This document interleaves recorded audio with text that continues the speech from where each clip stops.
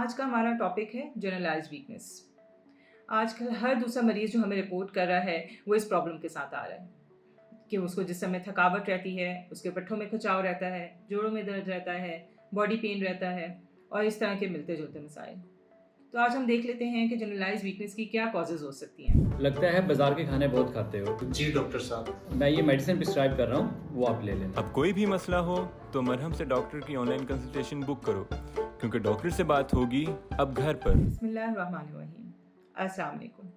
मेरा नाम डॉक्टर हफ्सा इफ्तिखार है और मैं as a general physician different online platforms पर कंसल्टेशन लेती हूँ। जनरलाइज्ड वीकनेस, बहुत सारे मसाइल में जनरलाइज्ड वीकनेस का सामना किया जा सकता है, तो उनमें से कुछ मेन हम आज डिस्कस कर लेते हैं। सबसे कॉमन कॉज इसमें आ जाता है वो है अनीमिया, यानी कि खून की कमी। ये बच्चों में भी बहुत ज़्यादा देखा जा रहा है और बड़ों में भी। तो खून की कमी की वजह से भी हमें वीकनेस का सामना करना पड़ सकता है। फिर एक और बहुत ही कॉमन कॉज जो हमारे पास आ रहा है वो विटामिन की डेफिशिएंसी है, स्पेशली विटामिन डी की डेफिशिएंसी जो कि ख़वातीन में पाई जाती है। हर दूसरा मरीज़ जो आता है वो विटामिन डी डेफिशिएंट होता है। ख़वातीन में भी इसलिए क्योंकि वो घरों में बंद रहती हैं, सूरज से उनका कम इंटरेक्शन होता है, जिसकी वजह से विटामिन डी की डेफिशिएंसी होती है और उसकी वजह से जोड़ों में, पट्ठों में, जिस्म में दर्द होता है। और नींद भी बहुत ज़्यादा आती है कुछ लोगों को, और कुछ लोगों की नींद ही उड़ जाती है, किसी काम में दिल नहीं लगता है।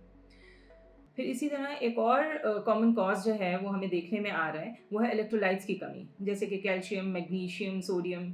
इस तरह के इलेक्ट्रोलाइट्स की कमी की वजह से भी जनरलाइज्ड वीकनेस का सामना किया जा सकता है। फिर एक और कॉमन वजह हमारे हॉट क्लाइमेट्स की वजह से है, वो है पानी की कमी, यानी कि डिहाइड्रेशन की वजह से भी जिस्म बहुत ज़्यादा सुस्त रह सकता है और जनरलाइज्ड वीकनेस का सामना करना पड़ सकता है। एक और कॉज है जो कि क्रॉनिक इन्फेक्शंस में, इसी तरह हाइपरटेंशन में, क्रॉनिक डिजीज़ में, जैसे कि हाइपरटेंशन जिसमें हाई ब्लड प्रेशर होता है, और डायबिटीज़ यानी कि शुगर में भी पेशेंट को इस तरह की फीलिंग्स हो सकती हैं कि वो जिस्म थका थका महसूस होगा। ये वीकनेस का सामना किया जा सकता है। बहुत ही इग्नोर्ड वजह और कॉमन वजह मेंटल इलनेसेस है।